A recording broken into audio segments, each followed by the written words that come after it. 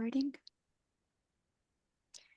Good morning, or good afternoon, or good in the middle of the night. This is the cross-community efforts in building services and professions for data stewards. It's a session by the Professionalizing Data Stewardship Interest Group. But today, as the title suggests, we actually have as our very valued guests quite a few different interest groups. So I'm looking forward to a shared collaborative session and discussion. But before we get to that point, I would like to give a short introduction to our interest group and what we have been up to since the last plenary, or actually over the last year, more or less, because we did not present at the last plenary. And even before that, some housekeeping. There are, as with all the sessions, there are collaborative notes, and Mike has kindly put the link also into the chat. Please see that you go down to I think page 12 of the notes, where the notes for the repeat session start, but the link should actually take you to page 12. And please add your name to the participant list. And if you could so kindly also help with note taking, that would be great. The session is recorded, as you heard before, and it will be made publicly available. So if you don't want to appear in the recording with your face or video, please switch off your video. And we welcome all.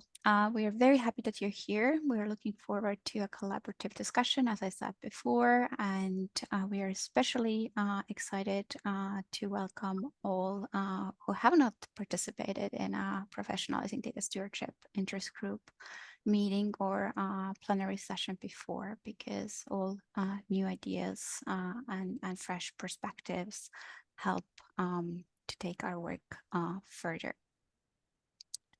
So today we give a short overview of our interest group, and then we dedicate the bulk of our time, almost an hour or over an hour even, on community efforts around data stewardship. So we hear from 5 interest groups. And if you represent an interest group that is not listed here, but would like to pitch in, we welcome that as well. So, start thinking now so that you would be able to pitch in, if you so desire, in about 30 minutes. And after that, there will be an open discussion about what the community expects from the Professionalizing Data Stewardship Interest Group, but also about good practice examples and innovation and recent developments around data stewardship. So any use cases that you can bring, we will love to hear them later on in the session. But Professionalizing Data Stewardship Interest Group, why the interest group? The interest group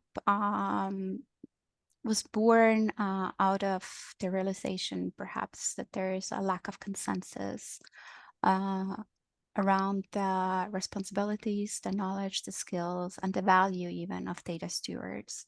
And this lack of consensus leads to quite a bit of confusion about who data stewards are, what they do, and that in turn hampers, on the one hand, to the development of data stewardship as a profession, but also hampers the building of adequate data steward capacity at organizational level. And we started in with a BOF in 2019. And you see here a brief history of the working group. We started, as I said, in 2019, and then decided on these 9 task groups, not all of which have always been active or are active now, but this is how we imagine that our work at the very beginning of our history. We have focused in the meantime more on, at the very beginning, it was work around terminology, work around models. And then since then, the work has also started to include focus on career tracks, looking at how people get into the position of data stewards and how they can develop professionally in the position of data stewards. As of, I want to say late 2022, 2023, our work has, we have self-defined our work as focusing on a duality of data stewardship. So on the one hand, the working group, the interest group is looking at data stewardship as a service, with considering things like, what functions are part of data stewardship service, how is this service funded, where is this service placed within an organization, for example. And on the other hand, looking at data stewardship as a profession. So looking how data stewards get data stewards or persons filling the role of data stewards who might not have the title of data steward, but still they fulfill the role and the functions of data stewards, how they get into this profession, what training they need, and how they see their careers as progressing, or what options they have available for them in their career. We have currently we have 6 co-chairs. You can see them here. The co-chairs have also, it's been quite a active movement of co-chairs from the beginning of the interest groups, where people coming and going and coming again. So there's a lot of fresh ideas also coming in like this, and we always welcome new people who actively want to work with us on this topic. So now we'll do a quick update from the task groups, and we are introducing you quickly to work of 3 task groups that are currently the 3 most active task groups. So it's the Data Stewardship Models task group, the Data Stewardship Career Tracks task group, and the Networks task group. And here you can also see that this focus on this duality. On the one hand, data stewardship as a service, and on the other hand, data stewardship as a profession that has characterized our interest group in the last year and a half. So the models task group in 2020, what was it, 2022, completed a survey. It was a global survey. We had about over 200 responses, where we looked at organizational models for data stewardship. The survey, the data set, underlying data set, as well as the report are available on Zenodo. And this work on the models has taken us to a long considered next step, We have been now for a year, more or less, talking about our next step within the task group, and have now focused on a database of data stewardship services use cases. So really have a database of use cases from different organizational types, from different levels of service maturity, with different funding models, um, that would allow the users of the database to compare services, for example, at different maturity levels, compare services in different types of organizational settings, and so on. So this is where the models task group will be going in the coming months, and I don't want to say years, but probably years. And we are currently also very much welcoming new members into the task group who would like to work on this together with us. So on June 6th, in a month's time, we will have a task group meeting from 12:30 to 1:30 UTC. And we are very welcoming of everybody and anybody who would like to join us there. The career tracks task group is working on improving the visibility of data stewardship and the promotion of data stewardship as a career path.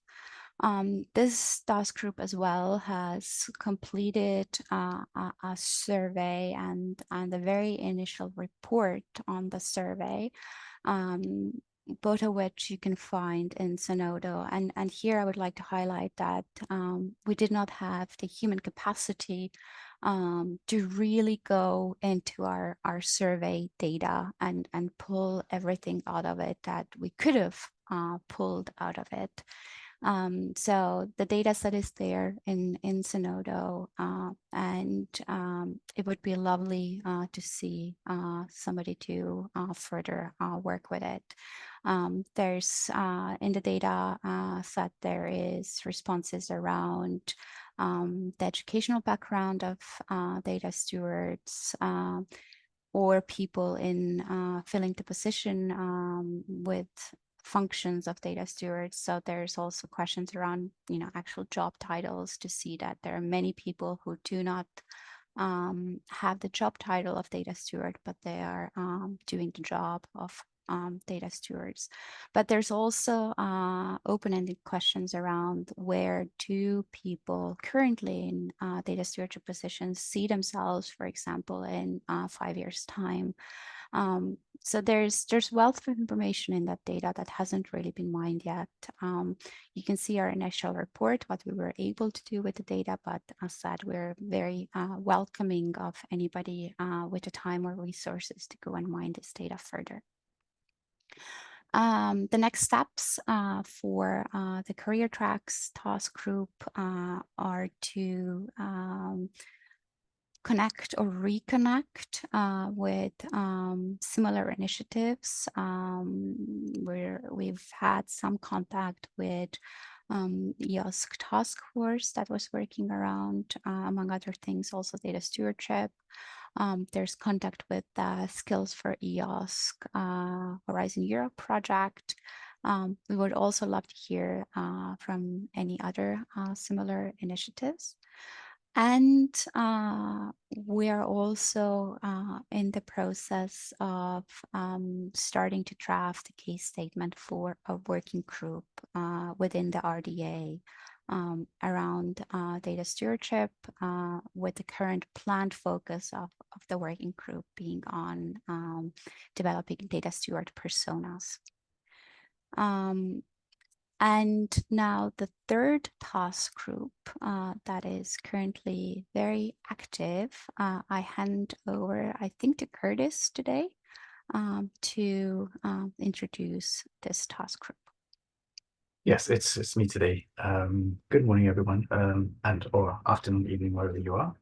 My name is Curtis Sharma. I'm based at TU Delft, but I'm part of the Skills for EOSC project. And this task group was reactivated due to a Buzzy Feather meeting in the RDA plenary in March last year, where we got together with some other colleagues from University of Cork, and also from University of Bologna and Vienna, and to see if we could create a community where data stewards and those working in RDM can come together to help each other solve problems, practical problems, talk about new developments, talk about things like career, and just support each other where with respect to knowledge, training, developments that's just not available through structured training because it's data stewardship and RDM is such a diverse um, thing to do. So what we've done is we reactivated this networking knowledge exchange task group. And one of the major things that we're looking to do is also to be able to encourage the creation of new networks globally and to support these and also to bring in connection like networking initiatives as with established networks that we can have sort of sharing system of that as well, and just to get information when we produce also outputs into how to build networks, and we hope to do that globally. So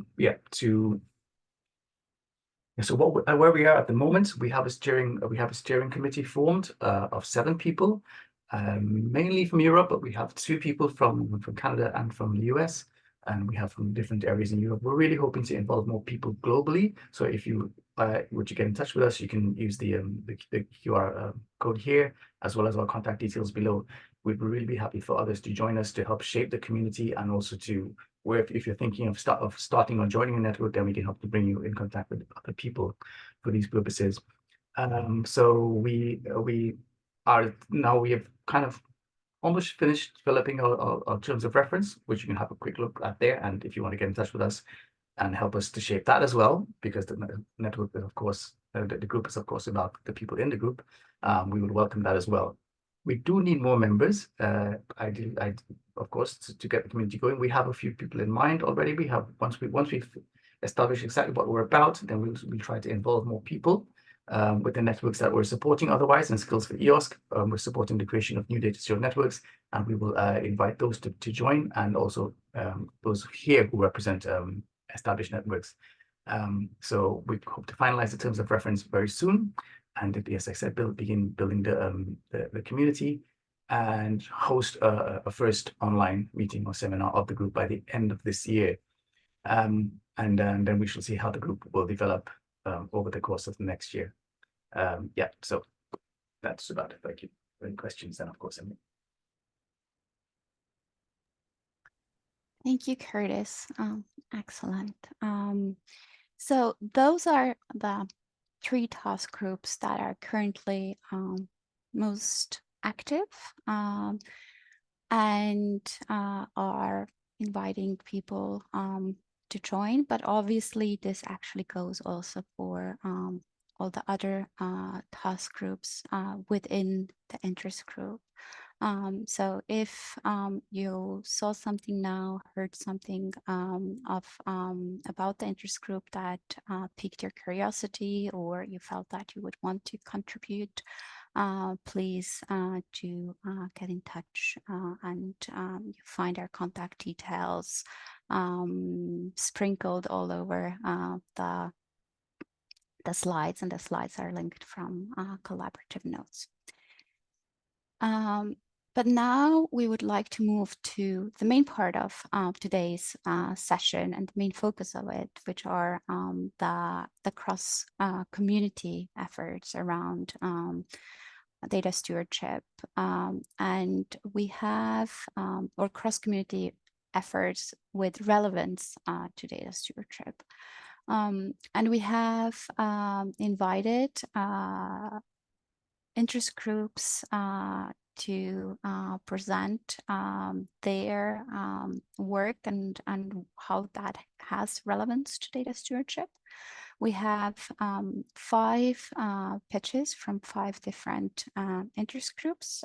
For some of them, we have members here today, so they will be doing their pitch for 2, I think. We unfortunately do not have representatives here today, so I'll quickly go through their pitch. As I said before, if you then represent an interest group or a working group that is not represented on the next 5 slides, think about contributing your pitch after the 5 that come now. So there will be time for that. So put your thinking hat on. But the first interest group with a pitch today is the interest group for data policy standardization and implementation. Rebecca is not here today. I wanted to quickly ask if there's anybody else from that interest group here today ready to present, or otherwise I'll just go through the slide.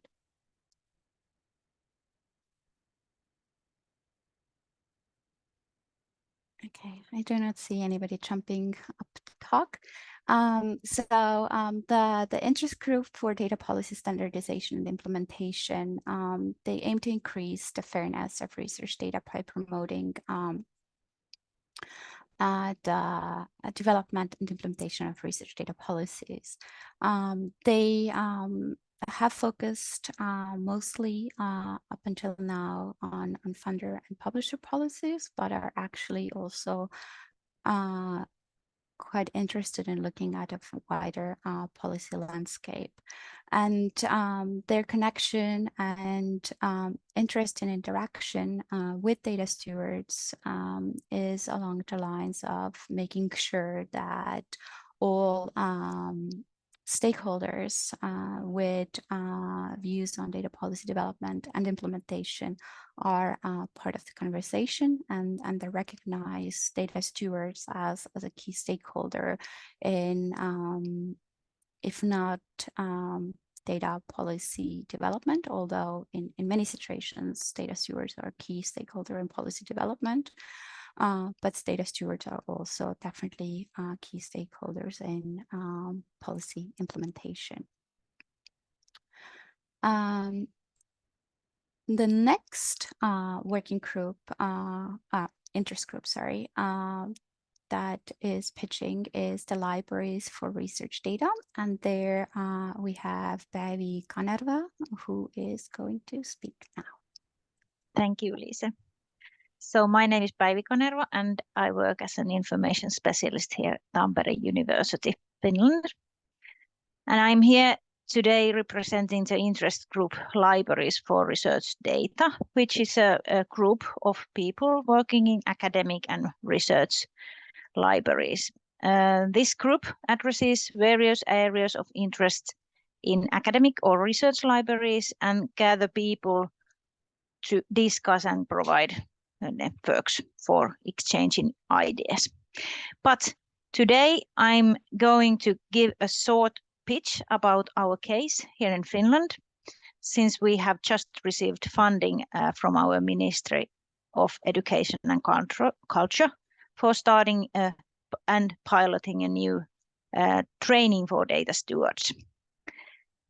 Here in Finland, the need to produce training for data stewards has arisen from people like me, different RDM experts working in academic and scientific libraries. And here in Finland, the majority of people working with data management support services work as information specialists like me. We don't even recognize ourselves like under the title data steward, because we are, quite many of us are titled information specialists. And we are traditionally self-taught RDM experts, and we train our newcomers while fulfilling the primary roles in research in our research organizations.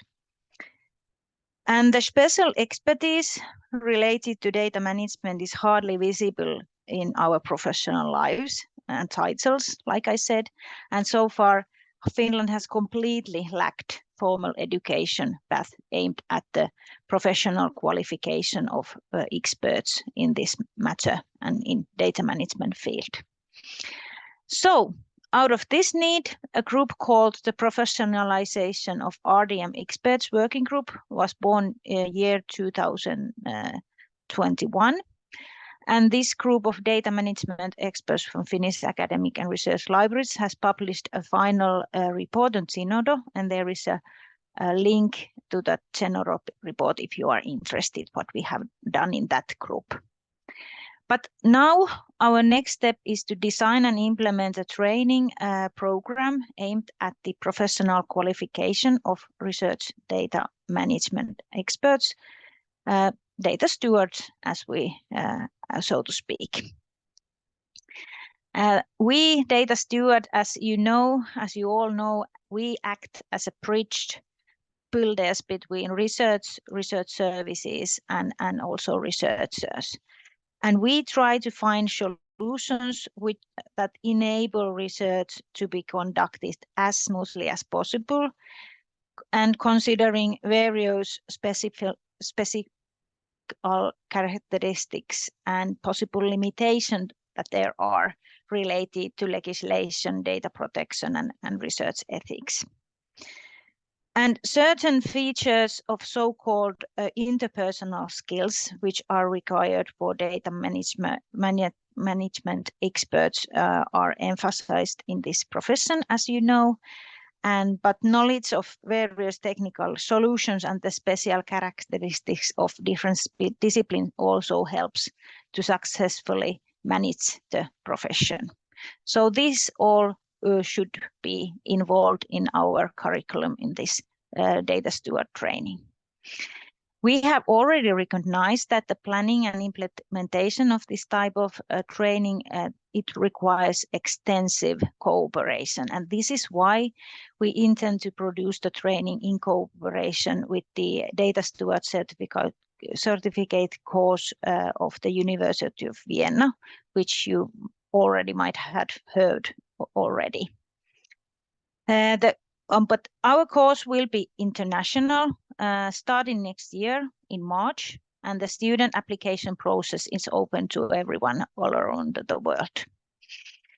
The curriculum, learning objectives, and learning outcomes is going to be pretty much the same as in the Vienna course.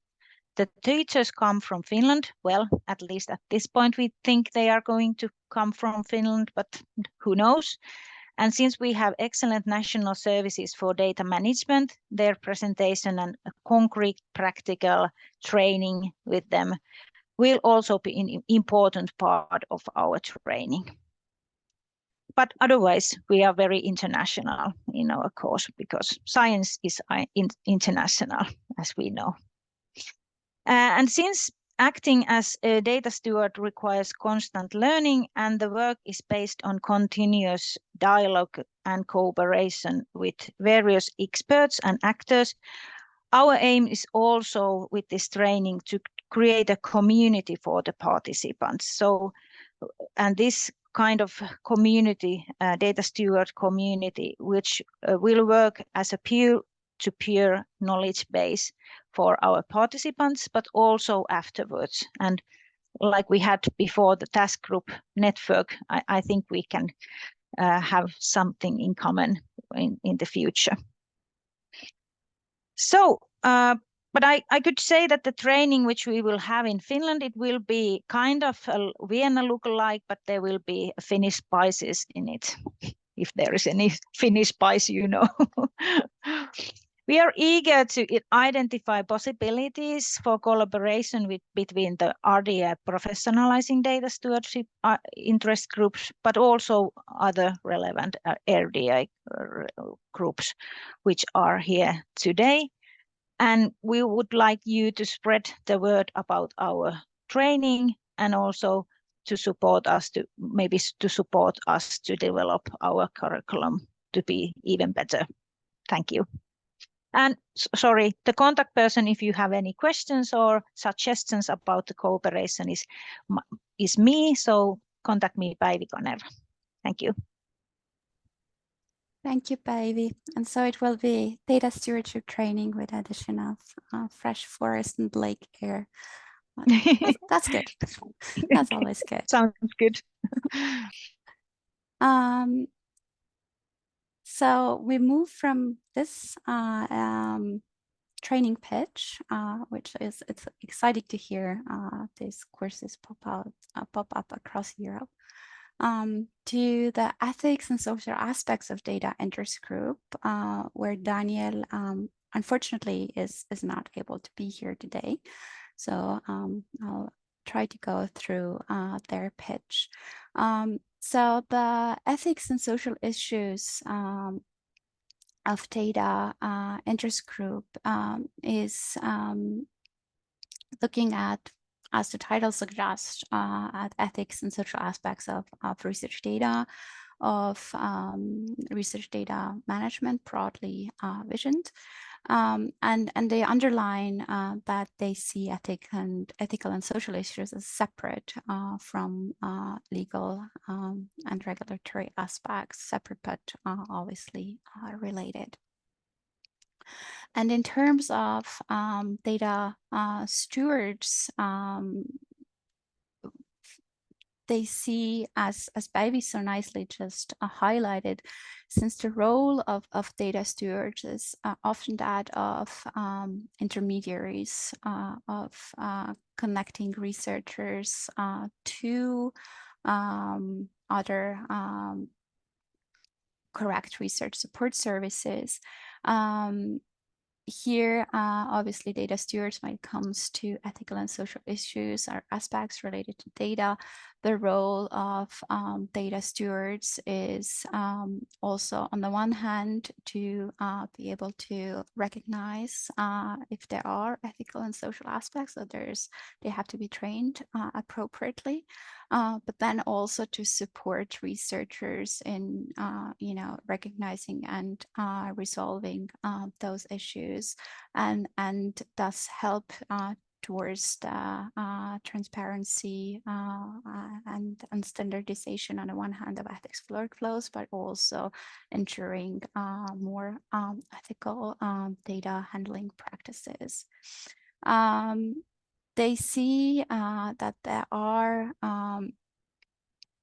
overlaps with many RDA interest groups, working groups, and that is in fact the case. There are many data interest groups and working groups that do focus on ethical aspects of either data in general or specific disciplinary data.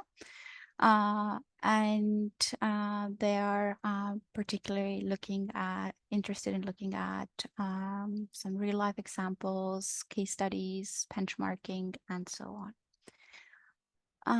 So this is the interest group for ethical and social aspects of data.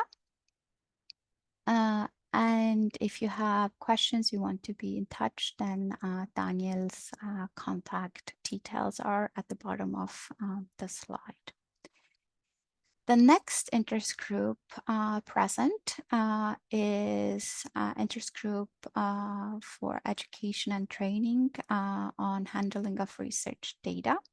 And there we do have, I see Magdalena Sufilita here at the moment. So I'll hand it over to Magdalena now. Yes, hello to everybody. It's supposed to be Jan, I think, to introduce our group today, but I can't see her, so I think it will be me. So it's very many thanks for giving us this opportunity to introduce our group. So I'm one of the co-chairs of education and training on handling of research data, together with Amy, Kati, and Jean. And our group was established in 2014. So it's a quite long time ago. I'm like a newbie of the co-chairs because I served from the last year. And our group focus on exchanging information about the different issues related to education and training, especially how to prepare materials for education and training for data stewards. We also try to fostering quality standards and promoting all kinds of data skills among the university and different research institutions. And also we have sometimes we establish our task forces and among our group. And at the moment we have task force related to the learning outcomes. So particularly, we are very interested how data stewards and different stakeholders, how they prepare materials on understanding data management principles, how they prepare, what kind of learning materials we can find on data documentation and metadata standards, collaborative data literacy, risk management in data management, long-term data preservation, and so on. We collaborate with many different groups because the training is like a core for all activities in the daily job for data stewards. And in the future, our next steps, we will focus and introduce it maybe for in the next plenary in Costa Rica. We would like to focus on differences between trainings and education. So this session is very interesting for me, and I think I keep finger crossed for Pavi and their course for data stewards in Finland. So we would like to see what kind of differences are, or maybe what kind of different educational path we have for data stewards. If data stewards are more focused on short trainings, or maybe the future is long-term education established at the university. So we are constantly seeking for new coaches. So if you are interested, you can join one of our sessions. I think the next one will be somewhere in June. So.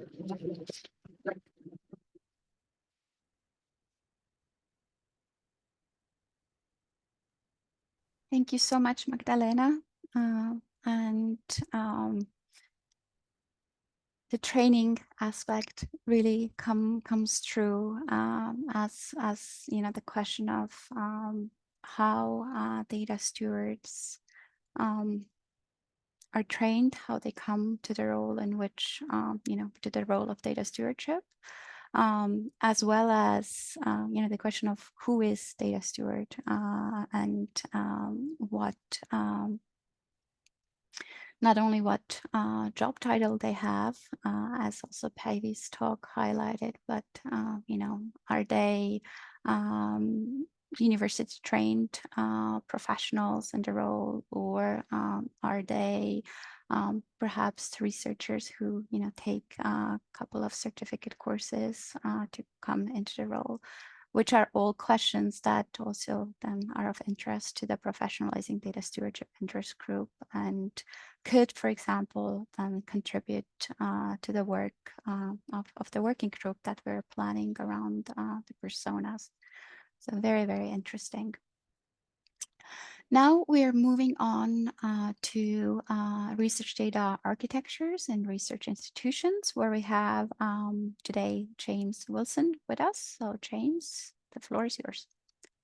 Right, so I'm James Wilson. I'm Head of Research Data Services at University College London. In that role, I'm a co-chair of the Ardari Interest Group, Research Data Architectures and Research Institutions. I am also head of profession at the moment for data stewardship at UCL. So I lead a team of 14 research data stewards. We are part of the Advanced Research Computing Department. We do work quite closely with colleagues in UCL libraries, who we also consider to be fallow data stewards, although they're not officially called that. But we certainly regard them as being data stewards of a slightly different flavour to the data stewards in advanced research computing. Basically, the Ardari group is concerned with technical architectures, services at institutions, how these all link together, how we develop interoperability between services for research and for managing data. The group tends to cover different topics each plenary and then looks to see whether there's interest in generating any spin-off interest groups, birds of a feather, working groups, and so forth. So we cover topics such as, well, on Tuesday, we were looking at issues facing the Global South when it comes to developing technical services and architectures for research data management. We've looked at things like middleware, bridging the data and computation infrastructures, research notebooks, dealing with sensitive data and systems for doing that. So quite a wide range of different things. We see the role of data stewardship as being really quite fundamental to how we actually develop infrastructures and services. Basically, it's our data stewards who go and collaborate with research groups, who advise research groups and feedback from those researchers to inform the development of services and what they need. So we see data stewards very much as a kind of a glue that makes that difference between the actual research work, the data management, and the services to help with that. And this is probably a model, I think, that might be adopted more in the future in other institutions as well. It's probably worth mentioning, given that it's been a bit of a topic of conversation so far, that we too have just come into some money by the British government. So UCL, along with a number of the other London universities, have received funding for a project, four-year project called Step Up, which is very much about professionalizing research technology professionals, including data stewards. Data stewards is one of the three groups, along with research infrastructure developers and research software engineers. We'll be looking at how to build proper kind of professional career structures to enable professional development and promotion within those careers. Will also involve an education component. So we're looking at taking a lot of the educational sources that have already been developed and putting them together and trying to create a kind of data stewardship sort of carpentry style model from that. And that will be a bit of an iterative process. So it'd be really good to be involved with this group and those working on education in particular to make sure we're coordinated, we're working towards common standards, we're getting the best ideas from all the people involved. And that's probably about it. I haven't actually put any potential overlap connections down here because we tend to look at different topics each time. So we have quite a broad remit within our diary and we'll look at a number of different things. But do keep a lookout. We are active pretty much every plenary. We have meetings in between to think about ways of following up on some of the conversations we've had. We bring in different speakers each time with different perspectives on the sort of topic in question, and we're quite wide-ranging, so do look out for the Ardari group each time and what we're discussing, whether that's relevant to you. I hope that's useful. Thank you, James. So this again brings in this topic of data stewards being the glue or the connecting tissue within and research organizations or between researchers and research services, but also reminds us that there are many different types of data stewards around. And reminds me personally of that chart that came out of the Netherlands a few years ago that presented, if I remember correctly, three types of data stewards. One more technical, one more policy focused, and then one more closer to the researcher, if I remember correctly. And a little bit of all three of those, to be honest. And we also do a lot of data governance. So data governance falls within our remit as well. We're involved in developing trusted research environments, dealing with queries about, whether you can, the levels of security you need to put around genomics data and all sorts of issues like that. And I think that also highlights why it's often so difficult to talk about data stewards, because they do end up being jacks of all trades. and so you put your finger on it or to put it down on paper very neatly is quite difficult, really. So thank you for this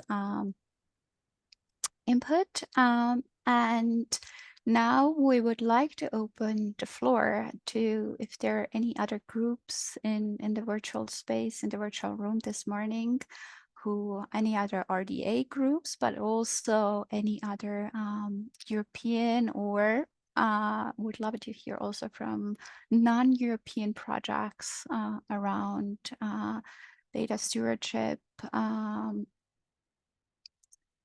or relevant to data stewardship. So if anybody would like to speak up, there's space for this now.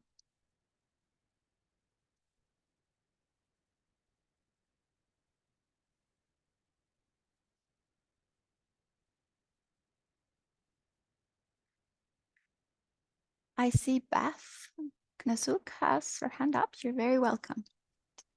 Hi, yeah, thank you. We're not formally a group yet, but I figure I should put a link in the chat because we may be having related conversations in another plenary session later today, talking about building an interest group for RDA ambassadors. So the idea for this group came out of funded European projects. There was a project called RDA for EOSC and most recently EOSC Future, which had grant programs which funded ambassadors who were working with a variety of different projects. And actually there's some open grantees. I'm probably not explaining this very well because it's a bit early for me this morning. And I will be talking at 11:30 p.m. my time later tonight. So let's see if I can do a little bit of a better job. This is a repeat session. The session did already happen once yesterday morning. I think my colleague Alison Lister hosted it. But anyway, so we're talking about building an interest group that would be focused on some related themes that are coming up in this talk. And if I can, maybe I can't. I was going to share a slide. Wait, let me see if I can give you the rights to do it very quickly. Oh, it's okay. You know what? I'll just mention again, kind of quickly, that it's supposed to be an idea is that these ambassadors would function as an entry point for many new RDA members, but that they would also feed on each other's work and be able to support each other in outreach activities or in training, in developing very specific outreach and other types of materials that they would benefit from, kind of looking outside of their own disciplinary work, or maybe their own work that they would, or the groups that they would maybe interact with within the RDA that are very specific to the type of work that they're doing. If you wanted a broader audience, if you wanted to kind of step back, we anticipate this ambassador network being kind of the opportunity to talk to someone who doesn't know anything about your field, but does know about the RDA and about data stewardship, about research data, about IT, about many different facets of the work, about policies, etc. So you get to kind of connect with a smaller network of people with anything that you might be working on. So again, hopefully come later today and we'll have a more robust conversation about this. Excellent, thank you. And I assume if there was a session already yesterday, there might also be some collaborative notes could go and take a look at already now. So yeah, I can probably drop those in the chat. Thank you for contributing. Anybody else want to highlight a current or planned project?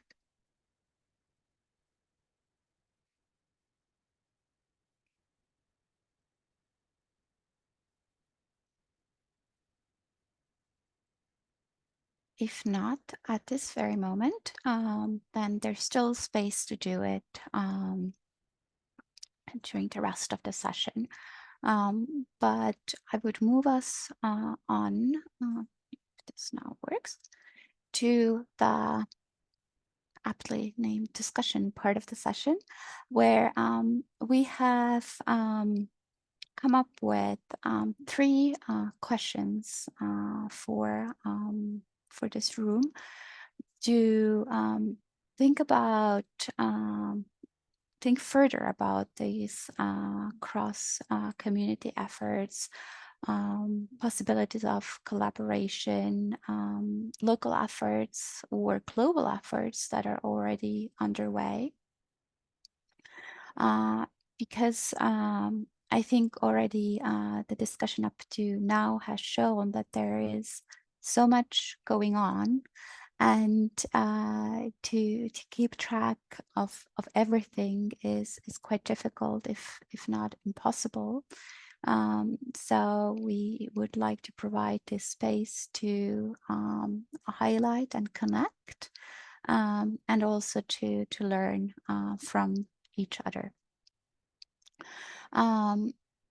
So the first question we would throw out into the room is around which concrete collaborative next steps would the community like to see from, on the one hand, from the Professionalizing Data Stewardship interest group, but also more in general from the RDA. The second question is around local efforts that you are working on that we should know about. We have already heard about some local efforts, but there's, I'm sure, room for more. And then third question is for you to reflect on and perhaps share with us one thing or action that you are taking home from this session. I'll give you some time to think about those 3 questions. When you're ready, feel free to open your mic and contribute into the chat. We don't need to go in order. We can also start from 3 or from 2. So just someplace. And I see that Maike has included a local effort in the chat. So I'll have Maike talk about it a bit more. Yeah, thank you. So it's actually, it's not a local, it's an international, but then domain focus. So it's from Elixir Research Infrastructure for Life Sciences and Health. And we just established a RDM community there. Like, they're pretty formal types of organizations, and part of that is then, if you are a community, you need to write an implementation study. You could request an implementation study, you get a little bit budget, and part of the working groups within that is actually my own working group focusing on the people side of. We have like support services like RDM Kit, where you can find lots of guidance. We have tests from Elixir where you can find training, but we were kind of lacking resources where people exchange on what they are doing and how they're experiencing it and how they organize stuff. So this is kind of, I kind of baptized it the Data Stewardship Handbook, but formally it's a handbook around providing RDM services, but it's mainly focused on then the role of the data steward. And we just started building it. We're actually having a content-a-thon on that next week to run it across the different countries within Elixir, within the life sciences. And we're going to focus really on the exchanging experiences. So how do you start a community? What could you bring along from your local organization? What tips and tricks could people take on, learn from others? And kind of write it down instead of having that in individual people's heads or in individual one-on-one talks, writing a little bit on this. How do you experience that? How do you build it? What could you advise, tips and tricks to your colleagues in different countries or different organizations that would like to do the same? but really on the people side. So not on the service itself. So it's not guidance on ethics or data creation. It's guidance on how you organize data creation and what would you give as tips or tricks. So we just started. So it's really new. We're now focusing on the community building and how to professionalize the job. But again, not on the professionalizing itself, but how do you take it up? What is your role? How do you experience that? So yeah, I just want to share that. And as a follow-up question, is it, I assume it's then written collaboratively throughout the Elixir network, so there's contributions from across the network? Yeah, definitely. As it has an Elixir background, so ideally it should have a lot of life science focus. But again, we've seen with many of the reports the same as the one that I shared in the notes before, in the chat before. Even if you start domain specific, it turns out to be in the end quite domain agnostic, because you can easily kind of copy and paste the same tips and tricks to a different domain. So I think it would be interesting if we're a bit further to share that with the broader community as well. We're now working in Google Docs, but we should find a GitHub or landing place where people could quickly access the content as well. And a second follow-up question, if I may, the tips for and tricks of community building, are they then community building at organization level or at national level or what? Yeah, good question. So actually, all of them. What we now did, that was actually the first chapter we wrote as an example. So we did kind of share a little bit on generically what kind of models could you use, like the one from the CSCCE, for instance, or the one from there are just some I don't have them on top of my head, but just the canvas. There's something around a community canvas approach. So we shared both what kind of models things are out there.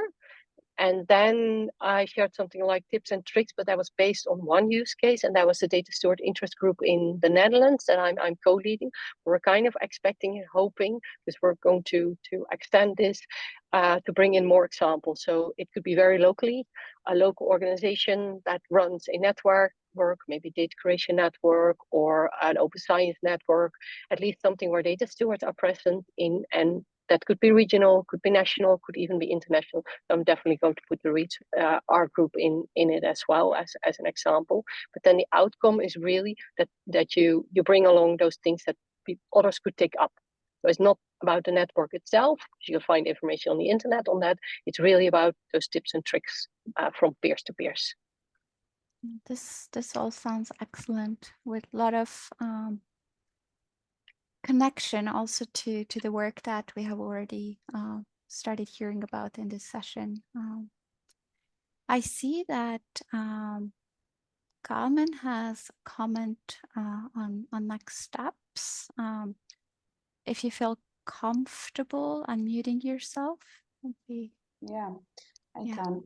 Just maybe it exists. It's just to know if we have inside some of these groups, if we can find like a database or a registration of trainings that we can find the different networks also in the different countries or institutions, because it will be interesting to have a broad database related to that, and also promote these kind of activities and trainings and so on.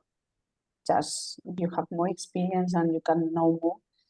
I don't know if it exists or not. It's just my question. Curtis, I would like to ask actually you if this is something that Skills for EOSC has been working on. Sorry, I was writing, but I think it has to do with looking over my own points at the moment. But this is to do with training. See? Yeah, a database of all the trainings available. Yeah. So there is so the EOSC portal, as we know it, is going to be changed into something different, where more where we expect all the database of all the trainings to be put.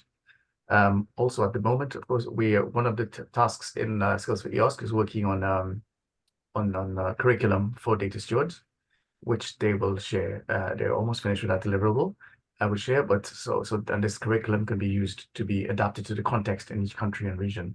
But it was developed in conjunction with the development of a data steward profile, professional profile, to hopefully target at least what should be common across data stewardship. It goes right straight, I think, just before having to specialize in different fields, because that's not something we'll be able to address. But so that will be out soon. And like I said, the EU portal will be changed to something different, where the database of all these trainings will be. And we're also working with people like Galaxy also to develop the training where the new EOS training platform database will be held. Is that okay? Does that answer your question to an extent? Yeah, but if I understand correctly, so at the moment there is no database yet. It's in the making. So there is the EOS Club. there is the EOS Marketplace webpage but I personally find that a bit difficult to navigate. So I hope the new thing will be better. Okay. In the chat there are also some examples. Federico Bianchini is highlighting that there's a Elixir database for training. I don't know, Federico, if you would like to say 2 words about what's in that database. Yes, can you hear me? Yes, we can hear you well. Okay, thank you. Yes, so basically TESS is a database where we record our training material and our training events. So with all the details, and it is also possible to do some annotation using the EDAM ontology, which I think it's very nice to find again the material that I use or to see what other people are doing. And the website is not very easy to navigate, to be honest. But if you spend a bit of time on it, you can actually find a lot of material. And this is training, all the training that is provided by Elixir. It's not only the RDM or related. However, people providing training in RDM are particularly good at annotating with ontologies, as you can expect. So it's actually much easier to navigate that type of material than the other more life science oriented type of material. And I should probably mention, although I'm not part of the core group of TESS, I'm only a user, I should mention that they are coming in few months or so with some proper curricula. So they are kind of trying to combine the entries of the database into more of a path. And that's going to be very interesting, actually. Yeah, so again, there's a lot of material that is available there, and I probably should have mentioned that most of the material is also is on Zenodo. So you actually use TESS to better annotate Zenodo entries, because you know on Zenodo you don't have ontologies, you don't necessarily have good control over keywords and things like that. And so that's what we use. Thank you so much. I see that Curtis has his hand up. Yeah, just one more thing I wanted to mention. Coming soon in June, the Skills for EOSC will launch a series, not a series, but across 10 countries, Skills for EOSC competence centers. So, and the hope that this network of competence centers will be built, will be expanded on in the next few years. And what we expect those competence centers to do is to be a coordination point for training and to have training of trainers and all the competences that will address open science and RDM and data stewardship. So please do look out for that to see when if your country will be included in that within that those first launch of those new competence centers. And if you want, you can always email me to find out more, and I can put you in touch with the right people. Excellent, thank you. In the chat, I see that Kim Ferguson from DANS also mentioned some database in the Netherlands. If you want to add something. Sure, I can add something with the warning that there is a heavy truck outside of my window unloading things right now. But for Carmen's question about national databases and trainings, so Taxila, it looks like TESS because it is essentially a instance of TESS that's being used, but it scrapes and combines trainings at the national level in the Netherlands. So that's Taxila. And there's events, but also materialen or materials. And this will be built upon in the coming years. So right now it's maintained by LCRDM, which is the Dutch coordination point for research data management. And it will, right now you can see like some of this training is more for a researcher and some of this is for a data steward. And that's just because we still need to delineate the different types of training, but the national project that I mentioned, that there is funding available for a national coordination and training platform, that is supposed to harmonize all of the trainings throughout the country because we have so many offered by different institutions, different domains, and we will have to do that landscape analysis to see what is being offered and how do we make sure we're not repeating effort. So I think in the next year, more of this information will be available, at least at the Dutch level. And definitely, Carmen, you can be like, here's what they had to do in the Netherlands. So, but yeah. Thanks a lot. But I think Carmen just raised a point that most of these trainings in the chat, that most of these trainings have a focus on researchers or data scientists. I'm referring to the Elixir because I know the website and I always look for some training materials also to promote to my researchers. But I think that most of them, of course, I don't know everything, but most of them, it seems more for data scientists or researchers who is working with data, of course. So I was referring more training courses and so on for the professionalization of the data stewardship. Of course, you can adapt all of these materials and so are very useful also for the data stewardship, but I think that the perspective is more focused on the researchers or in general, as I remember. And I think this is an excellent point and might actually highlight a gap that is there, especially as the various training certificate microcredit programs proliferate to have a one-stop shop that would allow to compare those training programs and how they map onto each other. So thank you for highlighting that.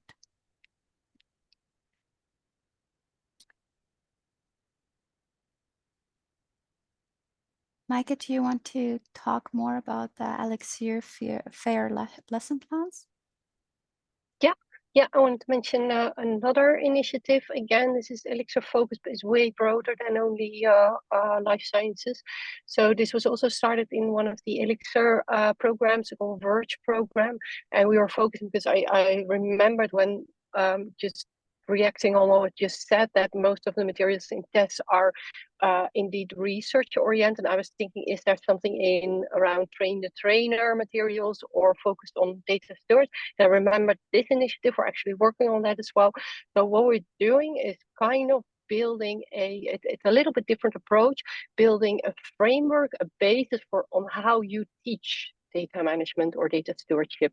So it's not the materials itself, it's a little bit of a lesson plan, hence the name lesson plans, on how you apply, how you teach on applying FAIR for different audiences. So not only research, you could teach your colleague data stewards as well, you could teach your ethics, your broader support group, or your policymakers, for instance. So it is actually built from EU initiative. There was this handbook which had lesson plans as well. I will post some links after speaking. And there were some lesson plans, 16 already in for different audiences on how to train fair. And we continued building on that. So we just have a GitHub page live. It's still a little bit messy because it's kind of in between work, but I think this is another initiative. So it's just the plans for on how you teach, and you can take them up individually. There these one pages. What materials do you use? What are the learning outcomes? What audience are you focusing at? What kind of exercises could you take up in your training as well? So, and this is a little bit broader than only the researcher or the data steward or the policymaker. It's really broad. So I'll post some links. This is really interesting as well to look at. Thank you. Curtis is raising a point in the chat that's actually also comment on a good comment on the session today and on the work of our working group until now. So Curtis highlights that, you know, in response to question 1, he would like to see greater effort to collaborate with those in Latin America and Caribbean. And this is also today we've heard about many European initiatives and examples. And also within this interest group, I have to say that with our surveys and work, we have actually struggled, I think is actually the correct word to use. We have struggled to have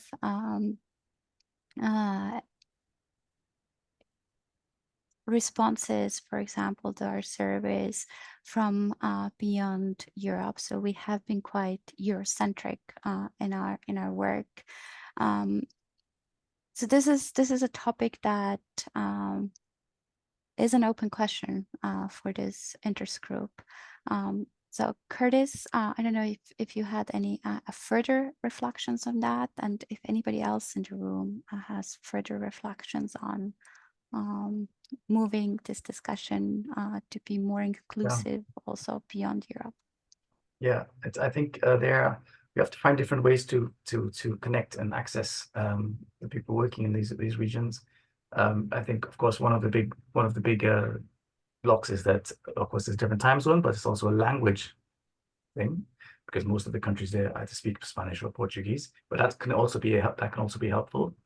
I say that can also be helpful because I know that lots of these countries, lots of Spanish-speaking countries, they work more closely with organizations in Spain, so we can try to go around that way. And similarly with Brazil, a lot of them work with organizations in Portugal. So maybe there are different ways of connecting with some of the people who are making efforts towards open science in Latin America and the Caribbean. The Caribbean is this is where I'm from. I feel it's important to include them as well, but that's even more difficult. I think also I was going to say, I forgot when I went off to the Caribbean holiday. Okay. So I think there are different ways we can try to include. Yeah, what I was going to say is that now in one of my tasks and skills for EOSC, we're establishing new open science communities across as part of the project, but we've hit all our KPIs already. So now we have agreement from the coordinators to start building open science communities outside of Europe, and we have already been working with quite a few people in Latin America. So hopefully through those open science communities, then we can reach some other people working there and also kind of find other ways to engage with them. I mean, there are other efforts as well, but this is just some of the things that I'm thinking about. Thank you. Are there any other reactions from the room about taking the conversation about data stewardship beyond Europe?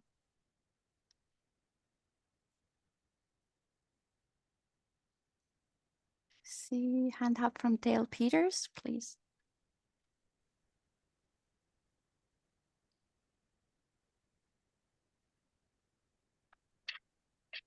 Hi, I'm not sure if you can hear me. Yeah, we can hear you and we can see you. Oh, great.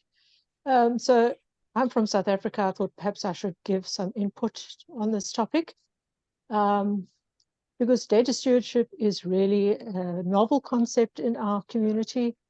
It's something that I personally have been working on for a number of years, leading the South African Open Science Commons project. We actually focused on data stewardship using the model from EOSC.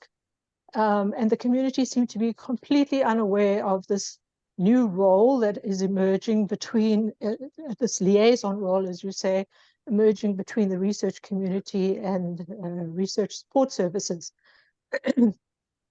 So the only option available to us in this part of the world at the moment is the CoData Data Science Summer School.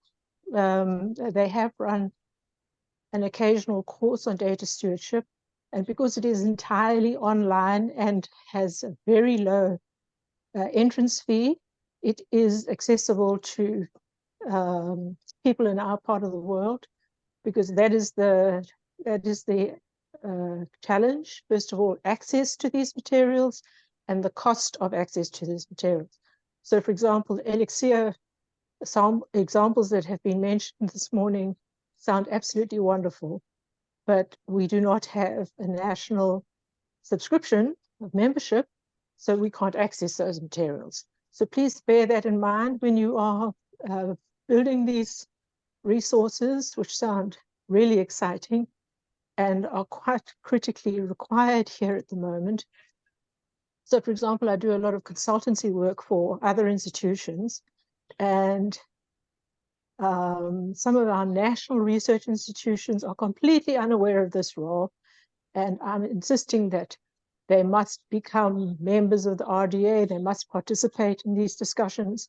So for us, the RDA is an essential resource in developing our human capacity in the Southern African region, at least.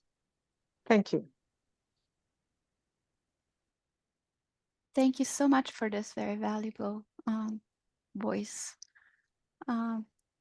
Curtis, is this a wave or a hand up? Issa, okay, perfect, thank you. An applause. So on the one hand, as Dale said, a new role. On the other hand, what I've gathered from conversations with some North American colleagues, also a question of titles or professional profiles, and a data steward profile, perhaps in North America at least, being that of data librarians, a different professional community that is already very strongly integrated in the landscape, who is fulfilling the functions of data stewards, so to say. Are there any further reactions to that?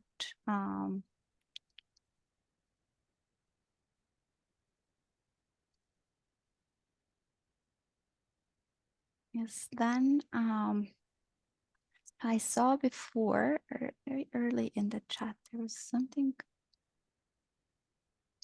to scroll back.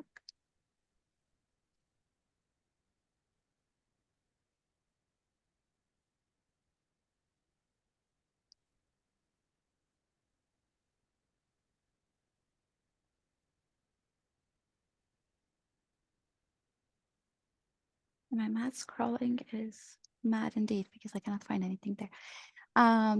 But I think the discussion up to now, to me, has really highlighted that there's a lot of interest in training, but perhaps more with so much interest in training and so many new opportunities popping up, there's interest in or need for some sort of order in this chaos, and also to make sure that what is developed is as accessible as possible. Also beyond Europe and to all communities also within Europe.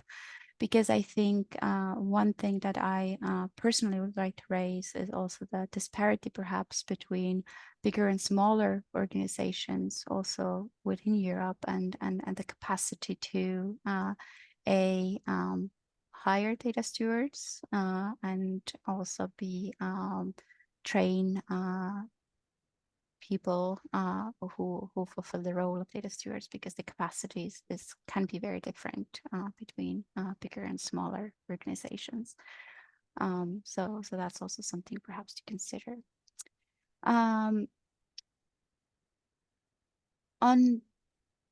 Tuesday, if I remember correctly, Magdalena was talking about a very interesting local effort in Poland about setting up a data steward network there. And Magdalena, if you would like to briefly contribute, if you can, I think you're still here, about what's happening in Poland in terms of setting up a network and organizing a national level training of data stewards.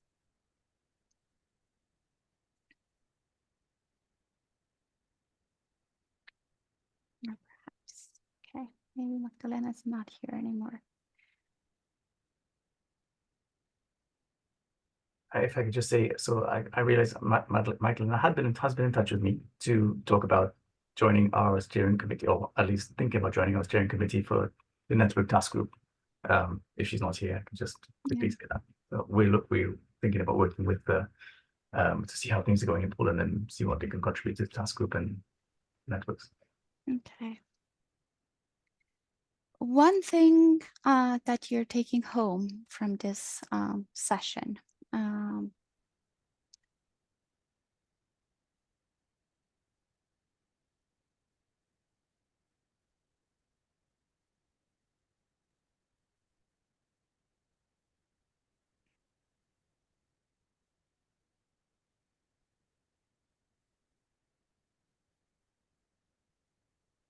anybody want to react to that?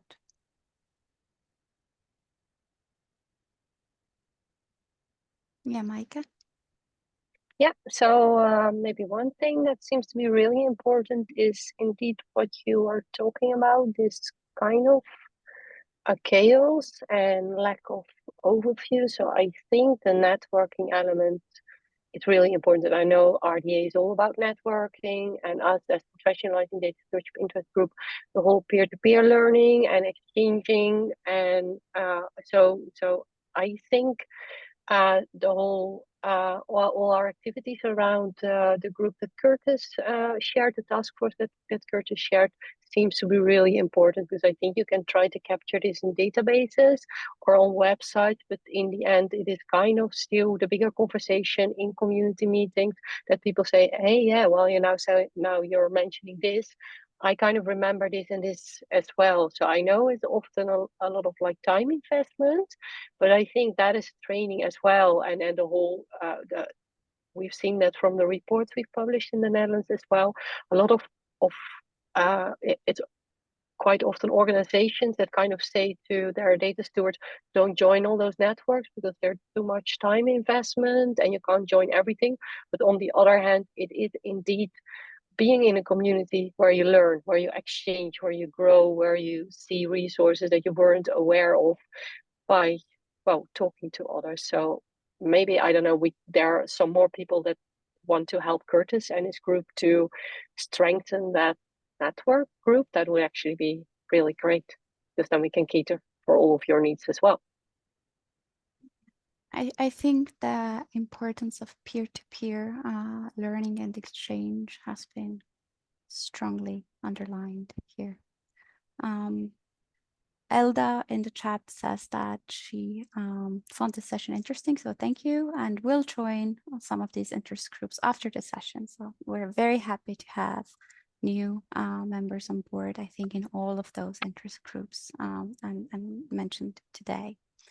And indeed, I think this brings us to the next steps, which next steps until the next plenary in November. So from our interest group side, the next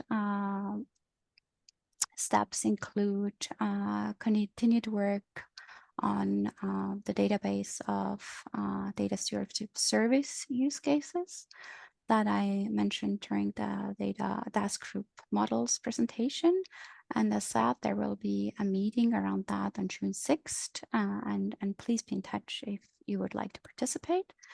And we are also in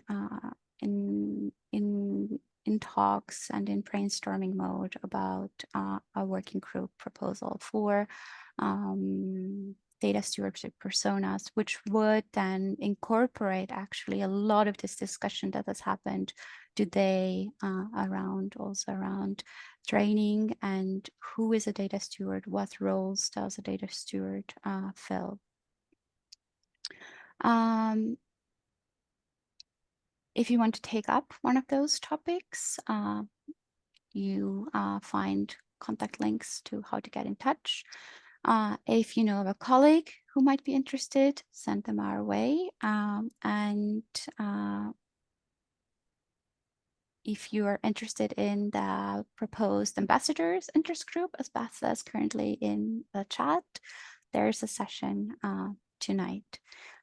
So I thank you all for being here this morning. I thank you all for thinking along and talking, bringing your experiences and the work you're doing around data stewardship to the floor.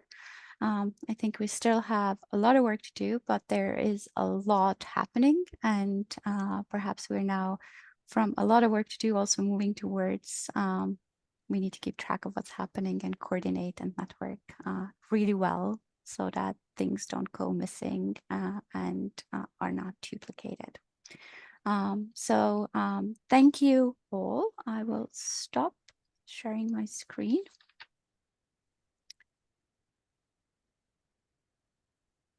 And I will stop the recording if I figure out how to do that.